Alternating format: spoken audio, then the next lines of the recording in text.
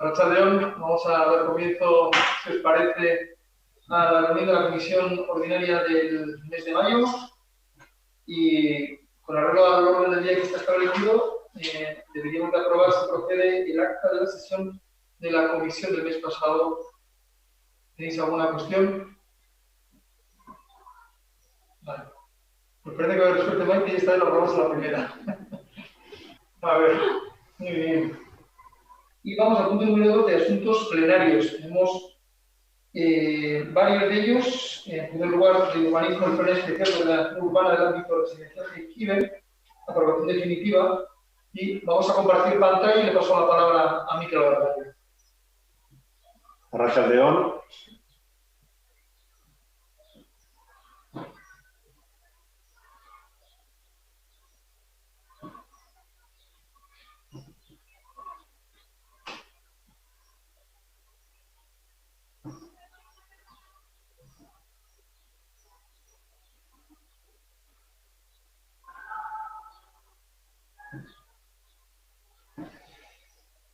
Bien, lo que se eleva a pleno es el ámbito del plan especial de residencial Jaizkibel. Es un plan especial que lo que está haciendo es desarrollar las determinaciones de ordenación estructural que establece el plan general y, por lo tanto, lo que define es la ordenación pormenorizada del ámbito ya configurado en el plan general. Estamos hablando de un ámbito que se sitúa en la urbanización de Jaizkibel. Es una de las parcelas que quedan en estos momentos todavía pendientes de edificar dentro de la urbanización de Jaizkibel y, por lo tanto, estamos hablando de la ordenación de una parcela situada en la zona residencial de las parcelas residenciales del entorno del Golfo.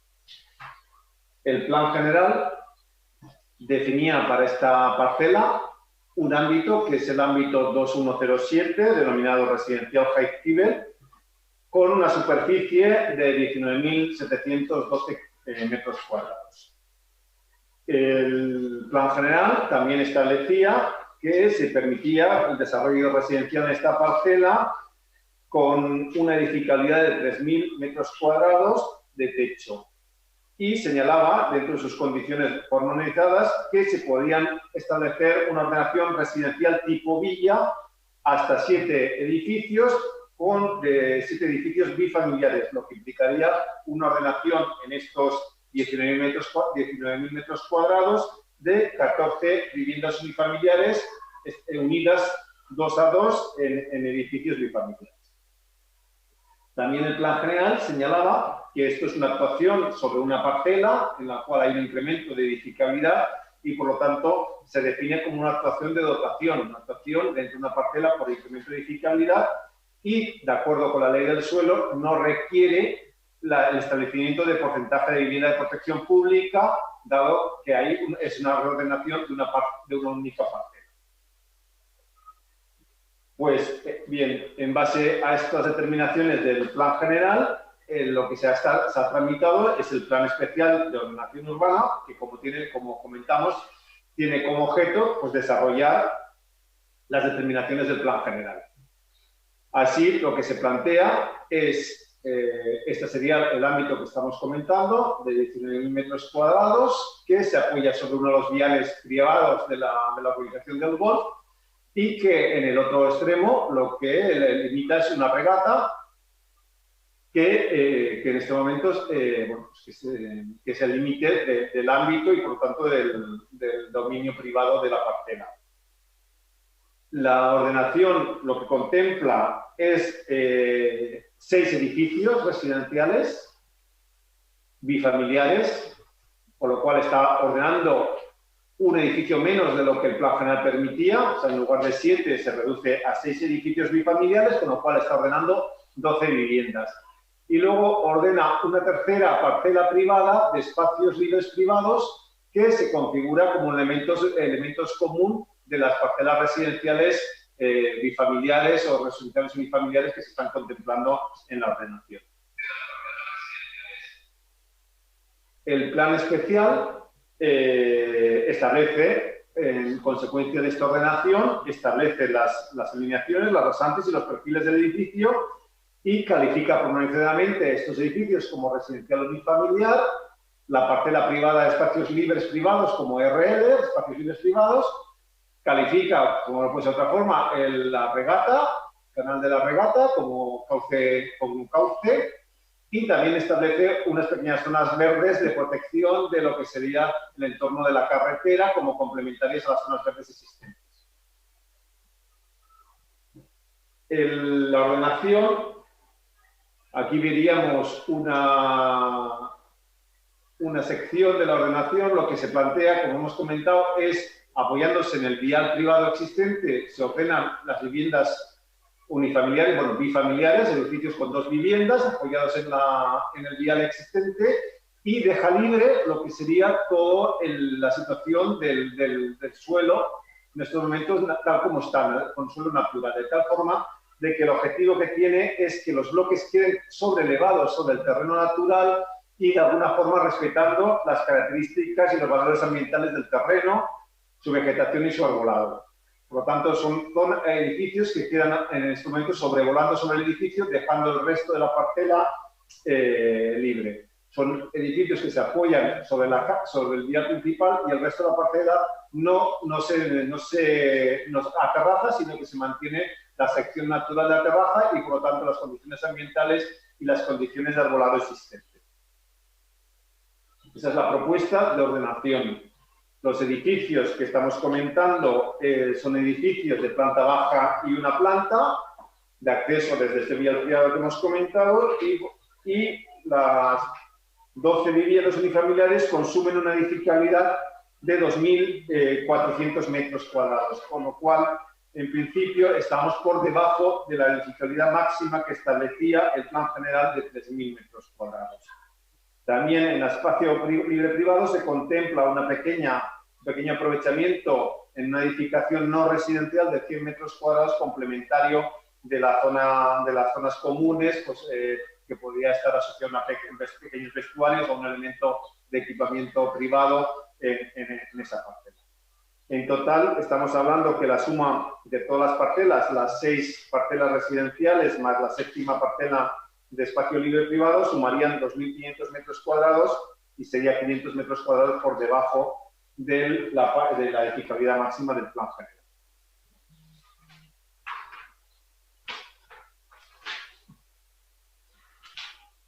Como hemos comentado, estaríamos hablando de 12 viviendas libres. Es una actuación de dotación y, por lo tanto, no requiere el cumplimiento de la vivienda de protección pública, de acuerdo con la ley vasca, la ley 2/2006 del suelo y urbanismo, que limita el cumplimiento de los estándares mínimos de vivienda protegida a las actuaciones integradas, no a las actuaciones de dotación.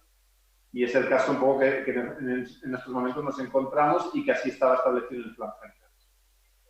En cuanto a los estándares urbanísticos establecidos por la ley, la ordenación cumple con los estándares de espacios libres al establecer esas zonas verdes de protección del cauce y de la zona de viaria, con una superficie total de 2.897 metros cuadrados.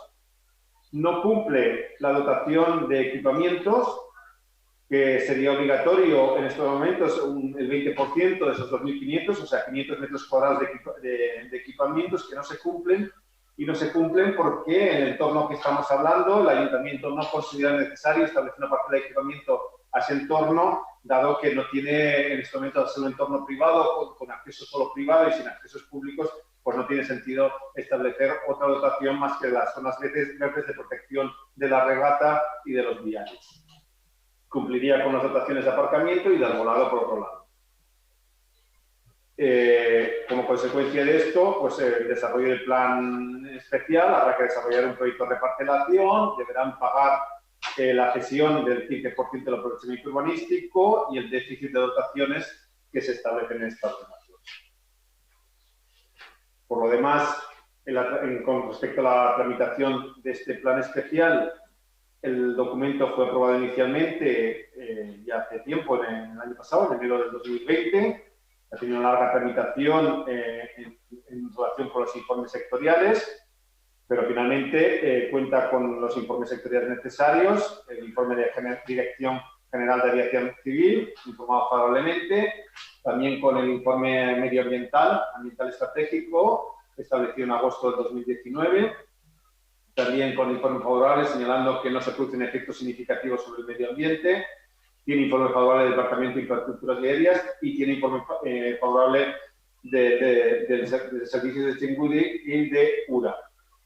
También tiene informe favorable de telecomunicaciones y desde el Departamento de Euskera se ha señalado que no es necesario realizar ningún estudio de impacto lingüístico, dado que el número de viviendas es muy pequeño, 12 viviendas, y en relación con el impacto que puede tener en el término municipal de Irún es ínfimo. Por lo tanto, pues aprobado inicialmente, expuesto al público sin ninguna alegación y con todos los informes sectoriales favorables, se eleva al Pleno para su aprobación definitiva. De acuerdo, Miquel, antes de quitar la pantalla, si hubiera alguna intervención sobre los planos que se han podido visionar, ¿hay alguna petición de palabra?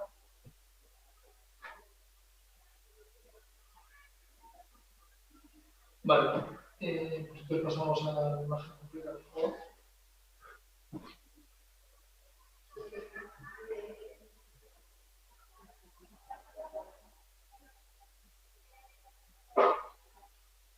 De acuerdo, pues...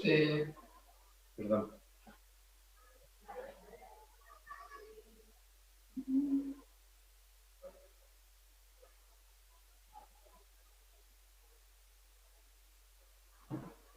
Bien, decía que entonces vamos a pasar a la votación de la propuesta. Maite. Vale, empezamos como siempre. Íñigo Manrique. Abstención. Joaquín Mérida. Abstención.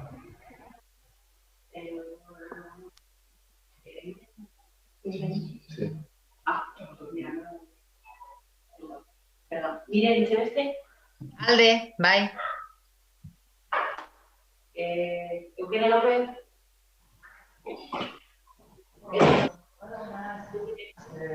Creo que decís también con esto.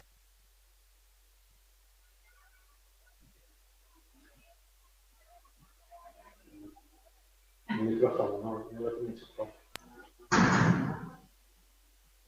Alde. Miren que Zuraga.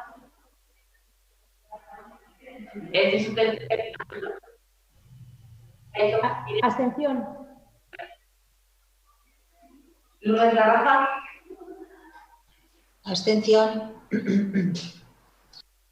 David Irigoyen. Abstención. Mónica Martínez. Bai. Rebeca González.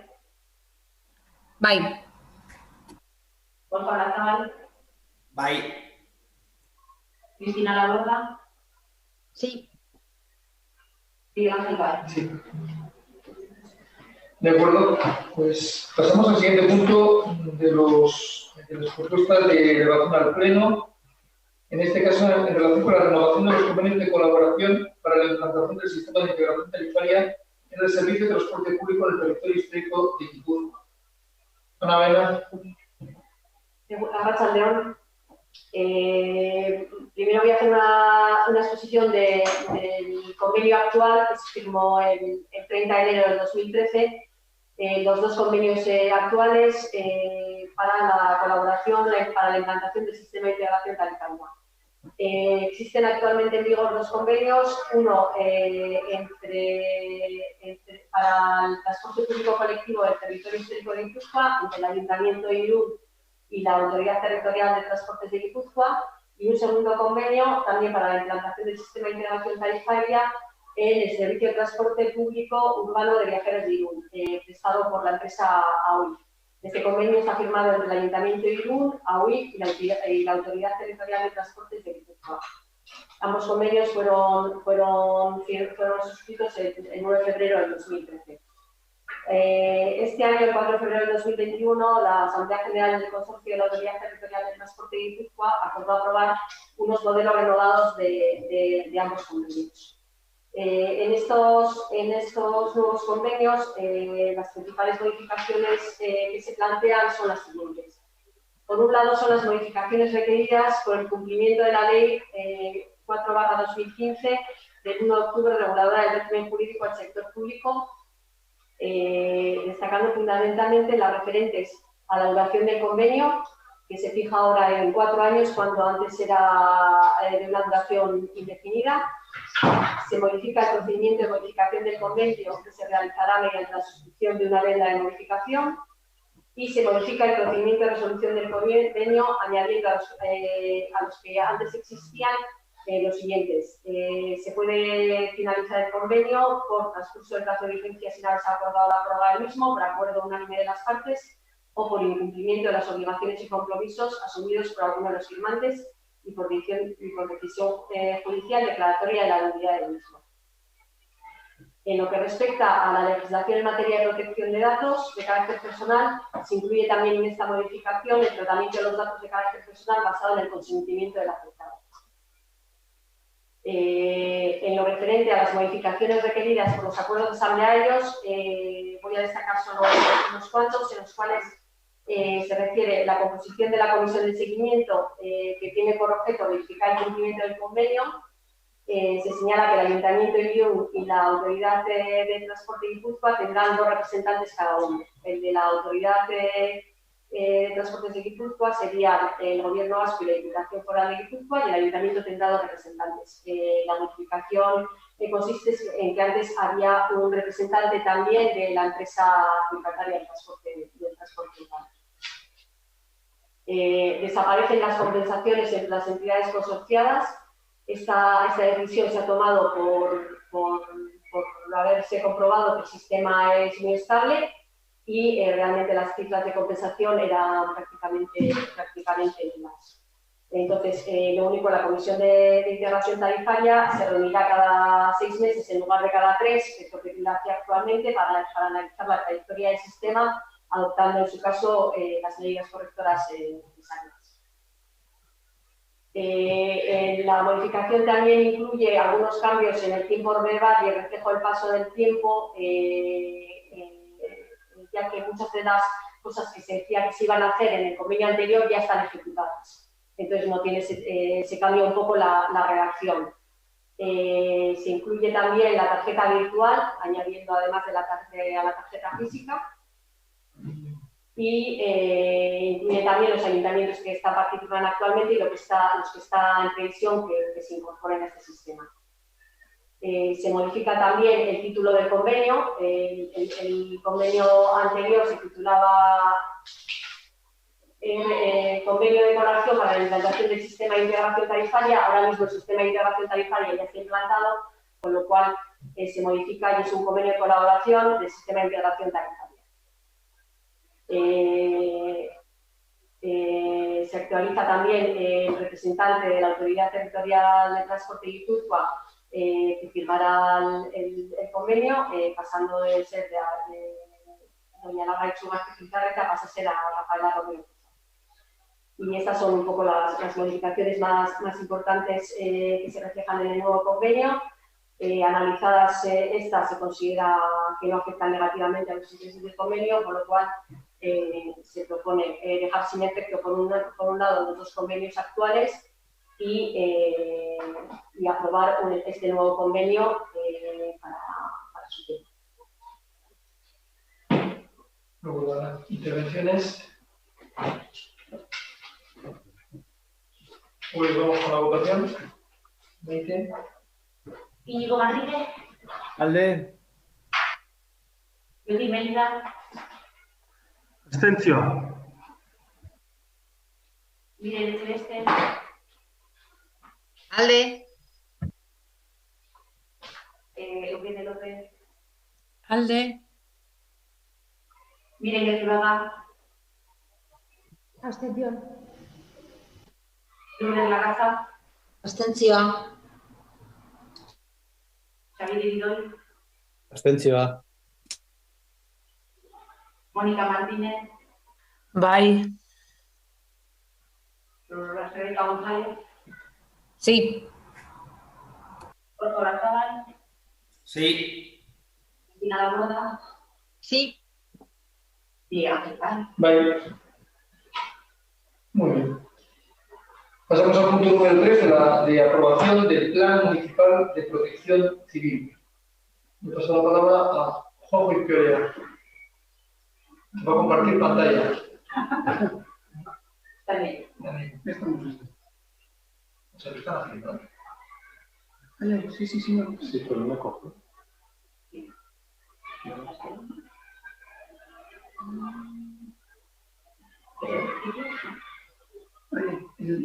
Ese ahí. No responde. Bueno, empezamos.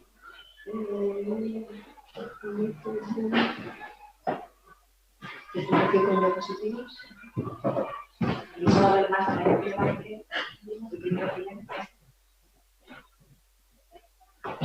¿se trata de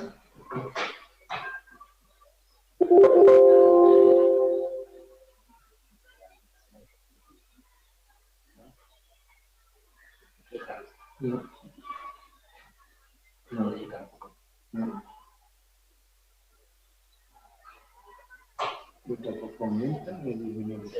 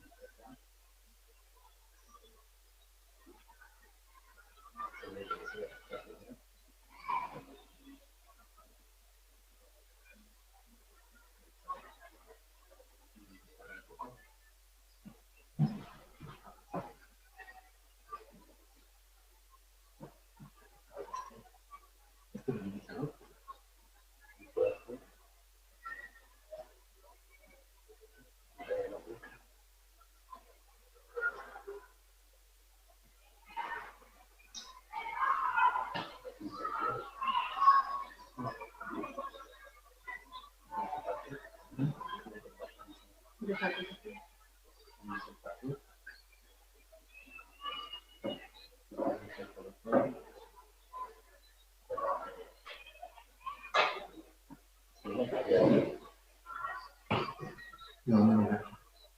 Ahora, ¿ves? Ahora. Casi, pero si no se tuviese un cuello.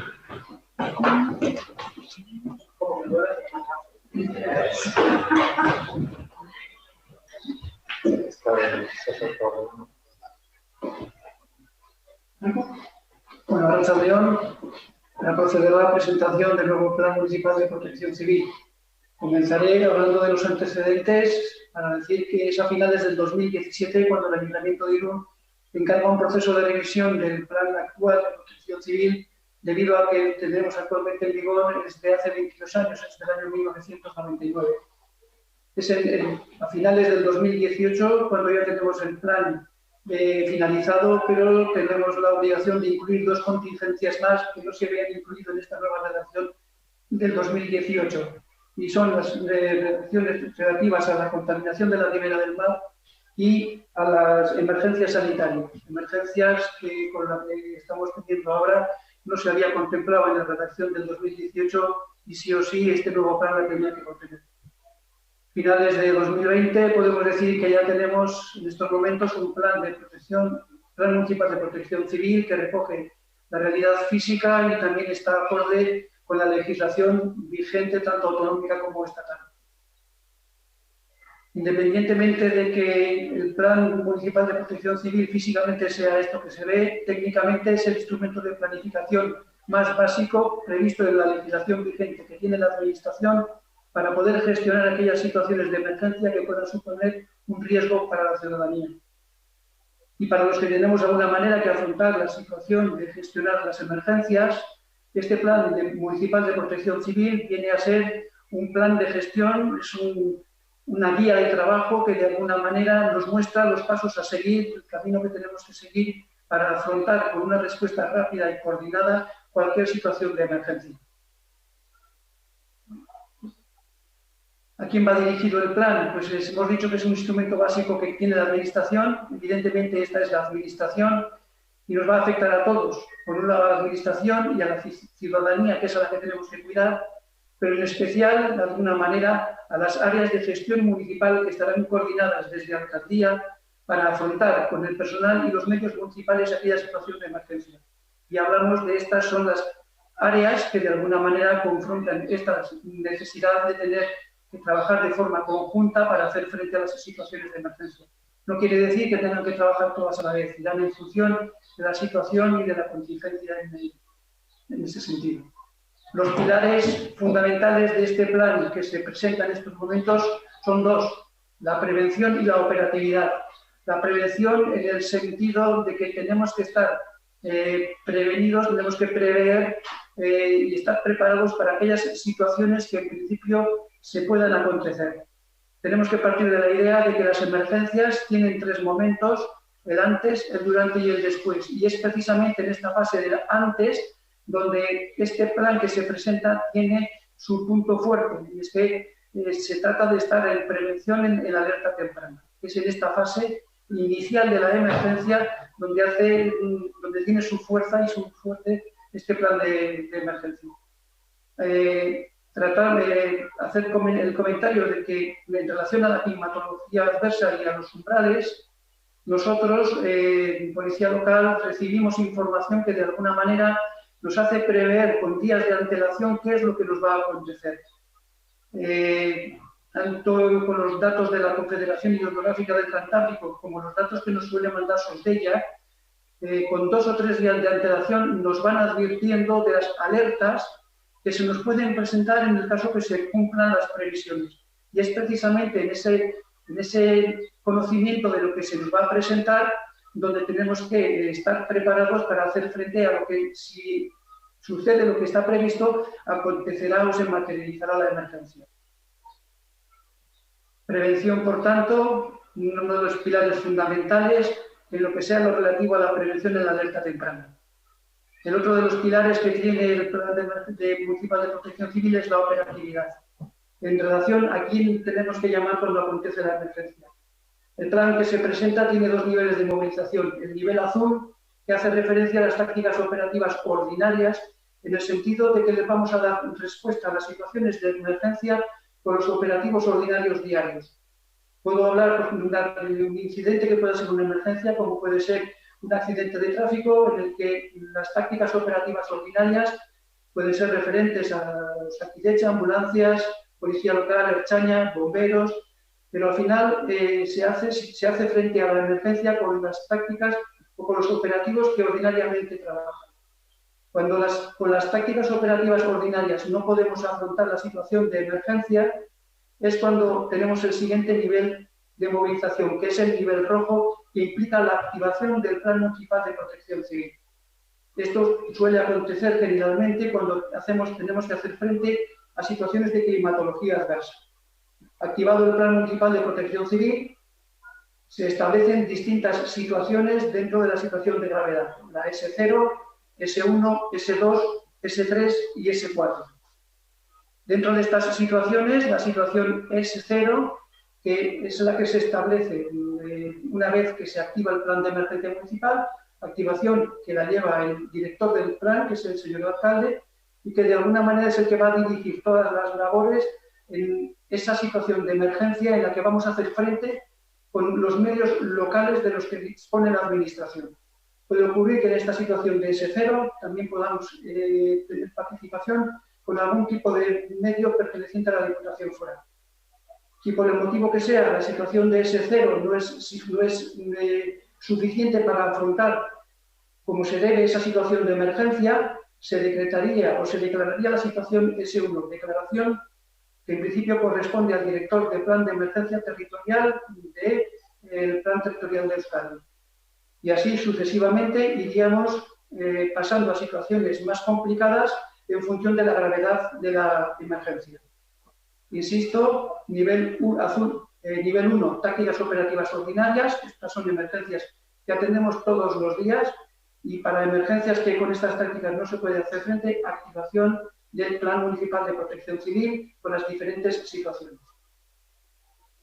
¿Cómo se activa el plan ¿Qué significa la activación del plan de emergencia? Pues significa la movilización de los medios humanos y materiales de los que dispone el Ayuntamiento de Lugo. Ante cualquier situación grave, ¿cómo funciona? Se registra la llamada, vamos a decir, Independencia de Policía Local, que es el CECOPAL, se analiza la información, la jefatura la comunica a la concejalía, la alcaldía y es la alcaldía, la que he dicho anteriormente, la que de alguna manera declara la situación de S0 y la activación del plan de emergencia municipal, el plan de protección civil municipal. Esto implica la activación de las mesas de crisis, tanto política como técnica, bajo la dirección del alcalde. Cada vez hay que partir de la idea de que cada vez que se moviliza cualquier servicio municipal, en esas mesas de crisis, tanto política como técnica, deben de estar los responsables, tanto técnicos como políticos, de ese servicio municipal que se ha movilizado. A nivel de ejemplo, por ejemplo, para que se pueda entender, si se moviliza el Departamento de Medio Ambiente, deberá de estar por parte de la Dirección Política el delegado de Medio Ambiente y por parte de la Dirección Operativa el responsable de Medio Ambiente. Lo mismo para el Departamento de Urbanismo, delegado de Urbanismo y bien el arquitecto municipal o responsable de disciplina urbanística. Y así dentro de las distintas áreas de movilización.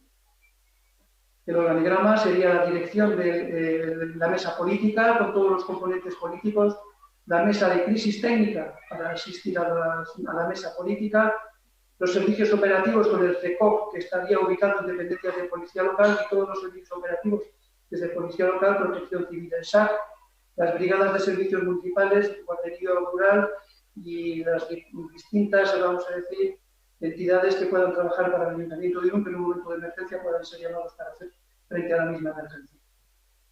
Integración del plan municipal con planes de ámbito superior. Hemos dicho que si por el motivo que sea con los medios municipales no podemos dar respuesta, el plan municipal se integra en otros planes de ámbito superior, como puede ser el plan territorial foral, plan territorial de Euskadi, que puede que se active de forma parcial o de forma total, y dirección de coordinación estatal, incluso también podemos llegar a la Unión Europea. Esquema de trabajo. Para poder abordar cualquier situación de riesgo o emergencia, el Plan Municipal de Protección Civil establece un mismo procedimiento y es igual para todas las contingencias. Trabajamos 16 contingencias y en todas ellas el plan trabaja de la misma manera. Para cada una de las contingencias, el plan realiza un mapa de vulnerabilidad.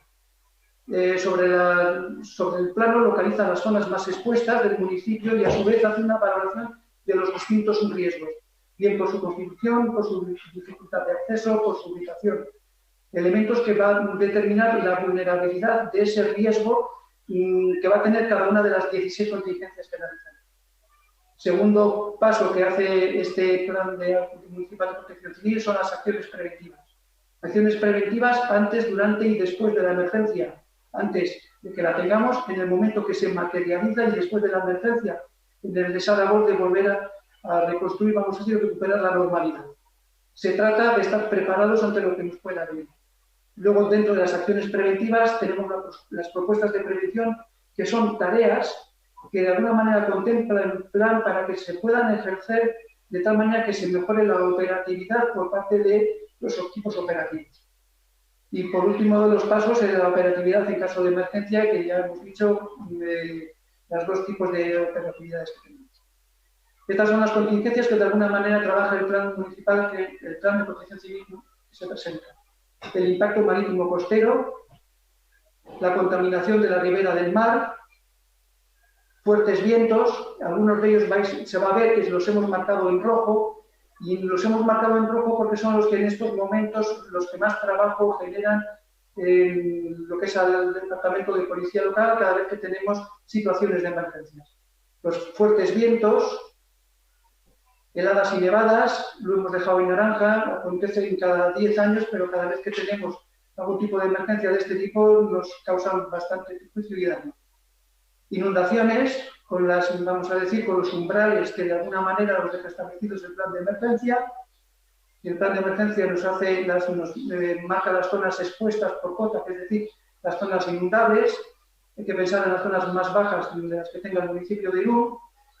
Olas de calor, incendios forestales, el último que hemos tenido se ha registrado en el mes de febrero. Accidentes de transporte público, el plan nos habla del aeropuerto de San Sebastián, de las estaciones de Renfe, de Euskotren y de las líneas de bus.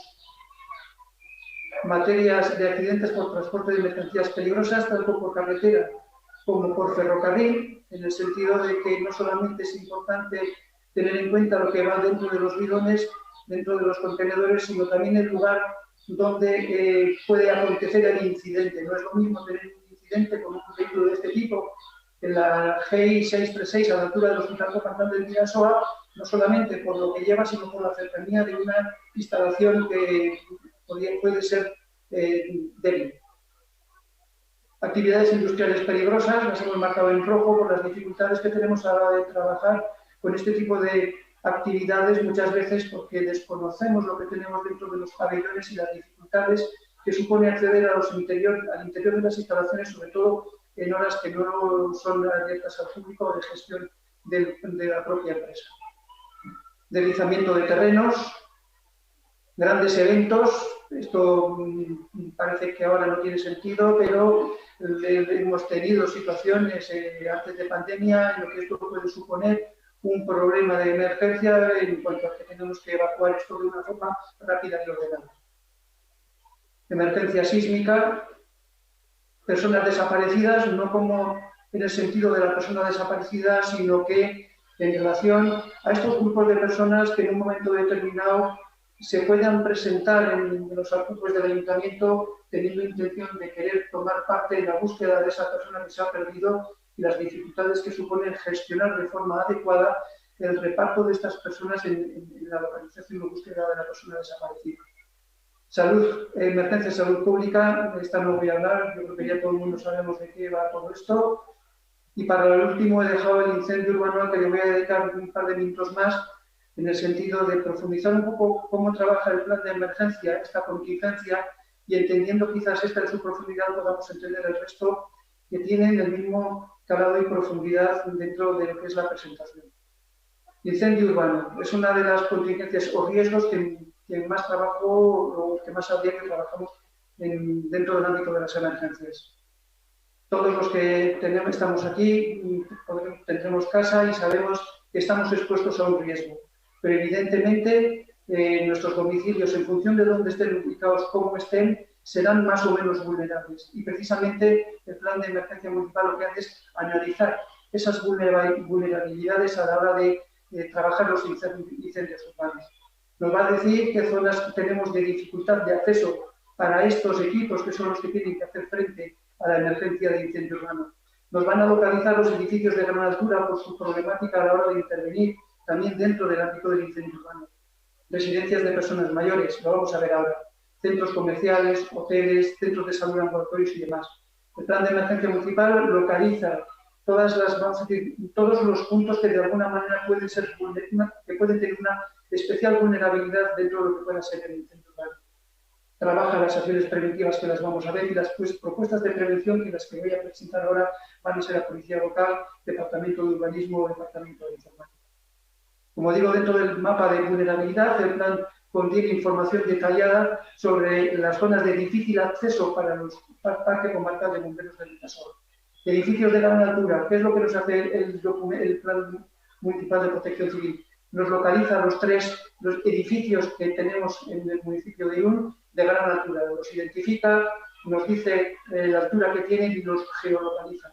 De tal manera que con un visionado rápido de esta documentación podemos localizar rápidamente estos edificios de gran altura. Lo mismo hace con los espacios para personas mayores, residencias de ancianos. Tenemos los nombres, vamos a decir, de las entidades y no es lo mismo hacer frente a un incendio a una entidad que tiene capacidad para 12 personas que para 155 personas. Ese propio plan que ya nos establece qué capacidades tiene, dónde están localizados los teléfonos de contacto y demás. Lo mismo ocurre con los edificios, con hoteles, hostales, pensiones, albergues, centros culturales y deportivos, centros escolares. Están identificados y localizados todos, centros de salud, hospitales, centros comerciales y demás.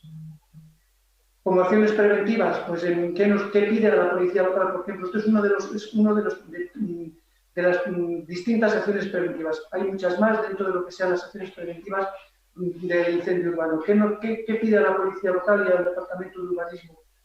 Pues como acción preventiva nos dice que redactemos un documento en el que quede en constancia los edificios que están en estado de abandono que tenemos en el municipio. Que los tengamos localizados y que sepamos en qué condiciones se encuentran, que tengamos preparados, vamos a decir, ese listado de edificios. No esperemos a que acontezca la emergencia. tengámoslos localizados. Lo mismo nos pide a Policía Local, pues que podamos acceder, no en un momento de emergencia, sino cuando tenemos un momento antes de esa propia emergencia, pues acceder a los planes de actuación de emergencias de entidades particulares que tenemos en el municipio de Irún. Es información que podemos ir añadiendo al plan municipal de protección civil, que en un momento determinado, a la hora de hacer frente a una emergencia, nos va a venir bien tenerlo a mano. Lo mismo de las bocas de hidrantes. Pide al Departamento de Urbanismo y a Policía Local, a través del GIS, que tengamos pues, en los planos a nivel informático de localización de todas las bocas de riego en un momento determinado para saber dónde están. Los mapas de acceso por parte de los equipos de emergencia a las distintas zonas de Irún, y lo que hacía comentario el GIS de lo que pueda ser la localización de todas las bocas de riego. Los objetivos del plan para la ciudadanía son unos y para los operadores otros. Para la ciudadanía, promover la autoprotección en un estado ciudadano. ¿Cómo? Manteniendo informada a la población. ¿Cuándo? Antes de la emergencia, durante y después, creando con ello una cultura preventiva del riesgo. Si nosotros tenemos conocimiento que dentro de 2 días vamos a tener unos vientos de 120 km/h, pues será necesario avisar a la ciudadanía de esa situación que se puede acontecer, solicitándole la retirada, como podría ser de todos aquellos elementos que puedan tener cornisas y ventanas que puedan desprenderse de la vía pública. Digo antes, como digo después, en plena materialización de la emergencia. Información a la población, que es un elemento común en todas y cada una de las 16 contingencias que trabaja el Plan Municipal de Protección Civil. Respecto a los operadores, unificar la metodología de los análisis y riesgos de elementos vulnerables, actuar prioritariamente y con y a través de los órganos municipales y por personal y medios municipales, implicar a la ciudadanía y a las empresas enseñándoles los procedimientos de aplicación a través de cómo prevenir y esa situación de alerta, optimizar las respuestas de emergencia y mantener y actualizar, esto es muy importante, mantener y actualizar el Plan Municipal de Protección Civil. La ruta de aprobación del Plan Municipal de Protección Civil se aprobará en el Pleno. Una vez aprobado en el Pleno, se emite al director del Departamento de Atención de Emergencias y este lo presenta a la Comisión de Protección Civil de Euskadi. Una vez presentada a la Comisión, dará una fecha de homologación y una vez que tengamos la fecha de homologación, ese documento pasa a ser norma de aplicación y de implantación para poder desarrollar dentro de lo que es el sistema de emergencias en el Ayuntamiento de Irún.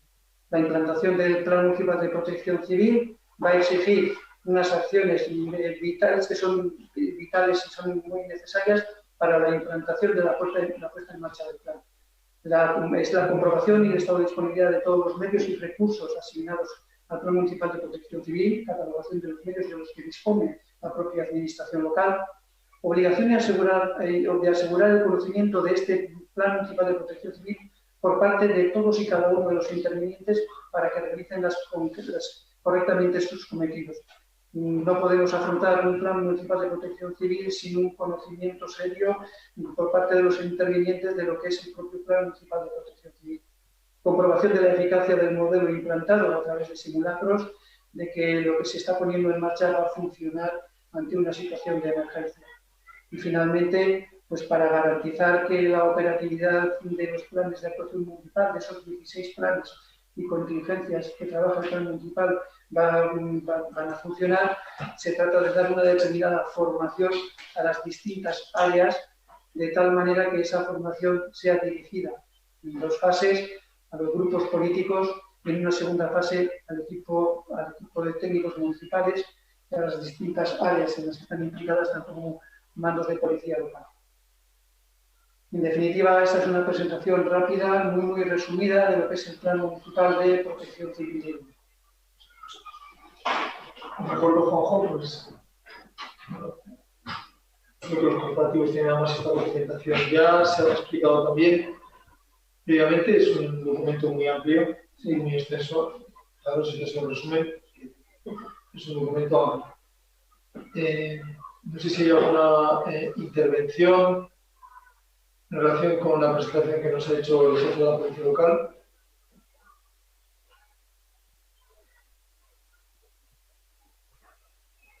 Bien. Pues vamos, Maite, con la votación de la propuesta de dictamen. Empezamos. Íñigo Manrique, Alde. Joaquín Mérida, Alde. Miriam Celeste, Alde.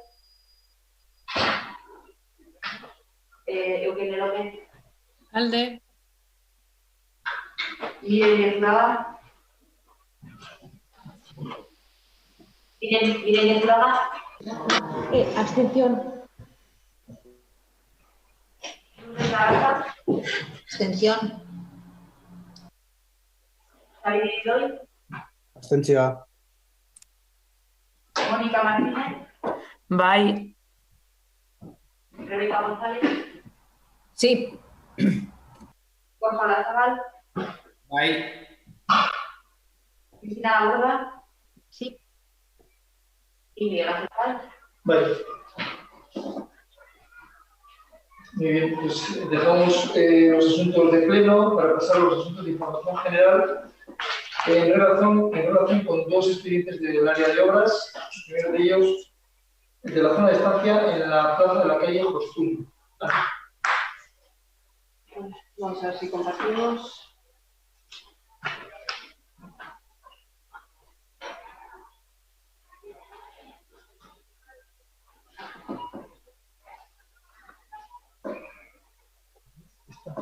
Sí.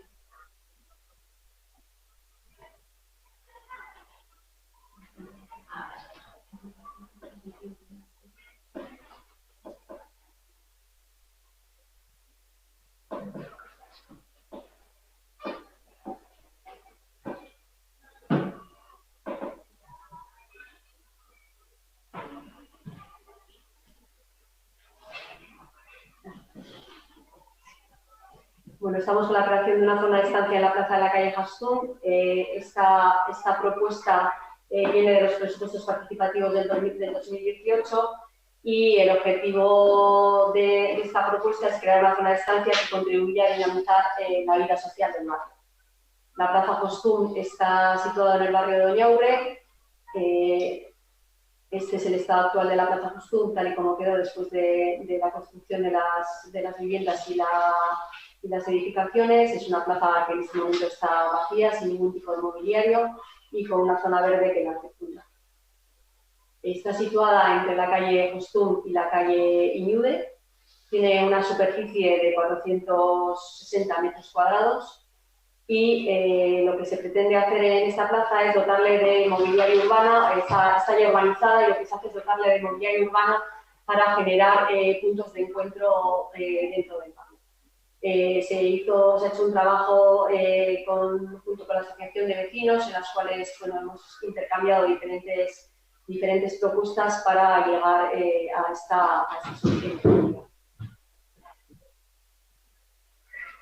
En esta propuesta lo que se plantea es generar una pérgola con unos bancos debajo para proteger tanto de la lluvia como del sol a las personas que utilicen esta plaza. Se genera un escenario también en una especie de banco escenario en el medio de la plaza, rodeada de una serie de bancos de hormigón recubiertos de madera y un elemento en el centro de la plaza que identifique un poco a la plaza. Es un elemento banco jardinera en el cual, pues lleva, aquí con el árbol delante no se ve muy bien, pero lo que se pretende generar es una zona de estancia en el cual se puedan reunir grupos y utilizar la plaza para diferentes actividades. Hay una mesa al fondo también allí con 4 sillas que nos puede permitir un poco el punto de reunión. La pérgola tiene una superficie de 7 metros por 2,5. Es una pérgola de estructura metálica cubierta con policarbonato y con un detalle de madera en la parte inferior para darle un aspecto más cálido. Y básicamente la propuesta se completa con la colocación de una fuente, papelera, alumbrado público y posteriormente se arreglará también lo que es todo el jardín de alrededor, dándole de árboles y una jardinería un poquito más cuidada. El presupuesto de esta actuación es de 89.874 € y el plazo de ejecución de 2 meses. Esta esta actuación ahora en su momento está en fase de licitación y es previsible que se adjudique en el próximo mes.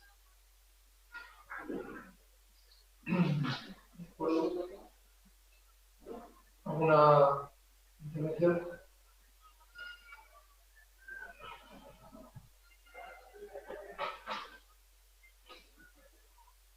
Pasamos al siguiente punto de renovación del césped artificial del campo de fútbol del Estadio.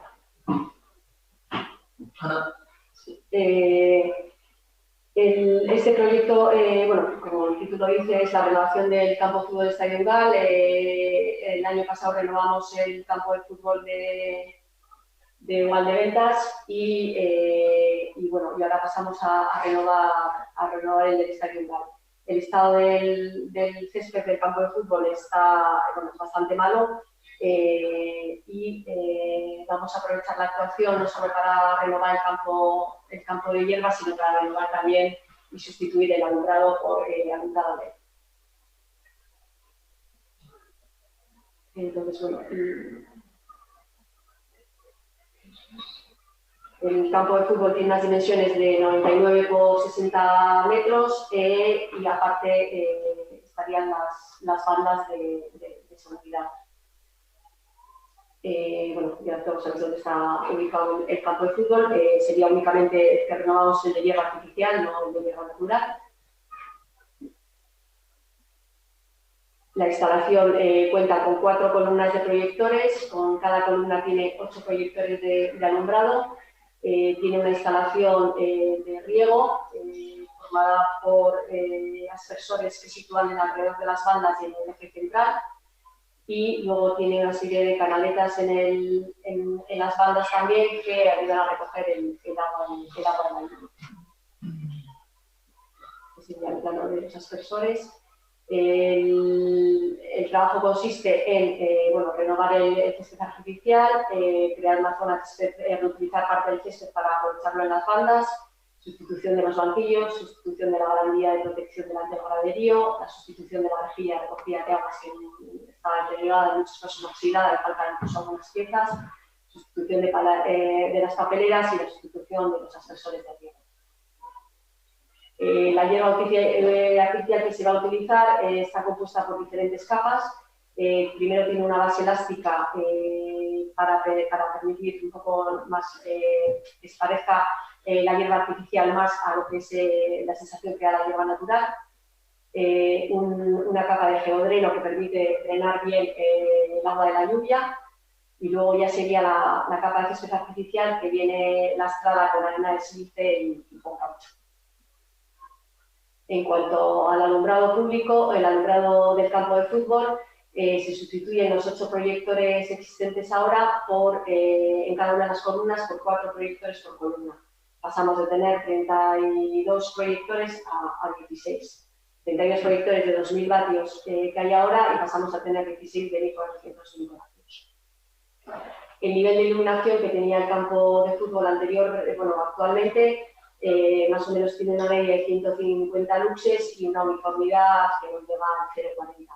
Con este cambio de alumbrado pasamos a tener una uniformidad de 240 luxes, un nivel de iluminación de 240 luxes y 0,7 de uniformidad, con lo cual mejoramos bastante el nivel de iluminación del campo, que se adapta ya a la categoría a la que pertenece este campo de fútbol. Como instalación actual teníamos un consumo de 70.400 vatios y pasamos a tener 22.700, con lo cual ahorramos un 67% en potencia instalada dentro de lo que es la iluminación. El presupuesto de ejecución de esta actuación es de 445.906 euros y también tiene un plazo de ejecución de 2 meses. Se encuentra en este momento en licitación y bueno, a la espera de recibirlos.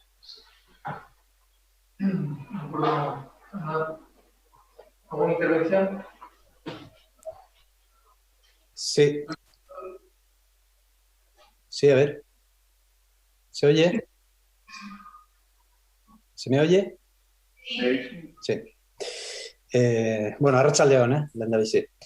No, una cuestión. Bueno, veo que además del césped bueno, todo el tema de luces de los distintos focos se cambian y luego además se cambian también otros elementos dentro del campo. No he visto, y es la pregunta que quería hacer, nada en relación bueno, al mallado, a la red que rodea un poco el campo de fútbol, ¿no? Supongo que estará en buenas condiciones, por eso no se habrá tenido en cuenta. Será un repaso, pero no se modifica. Hice una reparación ya el aluminio hace unos años que estaba el valle un poco caído y en principio no se hace un repaso de alguna cosa que esté puntualmente mal, pero no se cambia su totalidad. Ajá. Vale, es que recasco. Bien, pues pasamos al punto número 4, control de órganos resolutorios. Diferentes resoluciones. Hay una petición de información, Maquia. Sí, he recibido un correo electrónico de Fernando Alcina, el primero de los cuales tiene como dos apartados, ¿verdad, Fernando? Uno de ellos solicita más detalles sobre la aprobación inicial del proyecto de urbanización del ámbito de San Miguel Anacama. Sí, Fernando, ahí lo único comentarte que el proyecto de urbanización se dio cuenta en la última comisión. En la comisión de abril dimos cuenta de eso con todo detalle, entonces yo creo que en este momento no cabe volver a presentar el proyecto de urbanización y si quieres que primero está en la página web, la documentación y cualquier cosa, cualquier duda, pues pídenos citas aquí en el departamento y te lo explicamos directamente a ti. De acuerdo. Sí, Fernando, a ver. No, lo único que yo creo que sería importante que esta información la tuviese las asociaciones de vecinos de San Miguel y Anaca, ya que van a ser las más afectadas por todo, bueno, afectadas o beneficiadas, según como se pueda decir, sobre todo este proyecto, ¿no? Eso por un lado. Y luego que esa información, bueno, ya la tenemos a través de la federación y por lo tanto, por lo menos que se tenga un contacto con las dos asociaciones más relacionadas con este proyecto. Yo creo que sería interesante, ¿no? Sencillamente. De acuerdo, muchas gracias por la sugerencia. ¿Tenemos alguna otra cuestión? Sí, Fernando también está interesada por una licencia, una propuesta de concesión de licencia para la ejecución de obras de demolición de silos situados en la carretera Molino número 12. El código del expediente es del 2021 LOLI 002 y entiendo que es uno de los puntos que estaban en la relación de acuerdos de Junta de Gobierno local de este mes. Vale, pues de ese te explico más o menos lo que, ¿vale? En principio son unas instalaciones que están ubicadas en la parcela de Raesí del Atlántico, a lo que era al lado de Coexa. Es una entidad mercantil que desarrolla una actividad de estación intermodal de transportes, carretera y tren, ferroviario, y se dedica a la recepción y almacenaje y distribución de diversas mercancías. En esas instalaciones, en esa parcela, hay una serie de instalaciones, unas de las cuales serán las denominadas silos. Decir primero que la actividad tiene su correspondiente licencia de actividad clasificada ya en el año 2006, que cuando se tramitó el expediente de actividad ya aparecían las estructuras de silos, pero ya se mencionaba que tenían muy poco uso y en los últimos tiempos han debido de caer absolutamente en desuso. Y entonces lo que ha planteado la propiedad, Raesider, es derribar esa estructura, esos silos, sin más. Nosotros entendemos, y los informes técnicos van en esa línea, de que no afecta, el derribo no afecta a las condiciones en las que se tiene que desarrollar el resto de la actividad, porque ya en sí mismas estaban en desuso. Pero sí que decimos, y así se lo hemos indicado de la licencia concedida, si le hacemos saber que el uso futuro que pretendan darle a ese espacio resultante tras la demolición, ese uso sí que tiene que ser sujeto a actividad clasificada por encontrarse en un ámbito de una actividad clasificada. Y por lo tanto, cuando quieran ponerse en funcionamiento, antes de eso tendrán que traernos el proyecto técnico en el que se reflejen las características de las instalaciones y la actividad que en ese espacio concreto se pretenda desarrollar para tramitar un expediente de actividad clasificada. Como sabemos, los expedientes de actividad clasificada se sujetan a exposición pública, pasan por el informe sanitario del Gobierno vasco y, en este caso, al ser suelo urbano industrial, el informe de calificación con medidas correctoras las impondría Gobierno vasco, Medio Ambiente del Gobierno vasco. Tras todo ello, daríamos la licencia de actividad clasificada y luego ya lo que es la antigua licencia de apertura, que ahora es una comunicación de inicio de actividad, cuando si se hubieran impuesto medidas correctoras, en la realidad, en el espacio, se hayan impuesto, se hayan ejecutado aquellas medidas correctoras necesarias para ese desarrollo de actividad. En este momento, y volviendo al acuerdo que ha adoptado la Junta de Gobierno local, las actuaciones pretendidas consisten exclusivamente en el derribo de una estructura que anteriormente se usaba como silo, como almacén de grano y demás, pero que ya lleva años, por lo visto, en desuso. Fernando. Si no he entendido bien, lo que se van a hacer ahora es derribar los 12 silos para poder que la empresa pueda realizar, se desarrolla todo el tema y que pueda desarrollar su actividad. Y cuando empiece a desarrollar la actividad, tiene la obligación de reponer esos 12 silos. Pero ¿dónde? Más o menos, es que no he entendido bien, por eso es lo que no acabo de entender yo ahí. ¿Esos 12 silos se recuperan? ¿No se recuperan? ¿Cómo está el tema? ¿Se derriban? Se derriba, punto, ya está. Lo que les decimos es, ese espacio que queda liberado, porque esa estructura se quita, ese espacio le darán un uso, que todavía no nos han dicho cuál, pero cuando sepan qué uso, nos lo tienen que decir y reflejar en una documentación, en un proyecto técnico, y tramitar todo el expediente de actividad clasificada. Igual se vuelven a montar unos hilos, o igual simplemente sirve como aparcamiento de vehículos, o igual quieren hacer un edificio de otras características. Eso todavía no lo sabemos. Lo único que hemos dado ha sido la licencia de derribo de los silos. Todo lo que venga a posteriori tendrán que aportar, presentar las licencias correspondientes, las solicitudes de licencias correspondientes con la documentación técnica. A día de hoy desconocemos lo que pretenden hacer en ese espacio.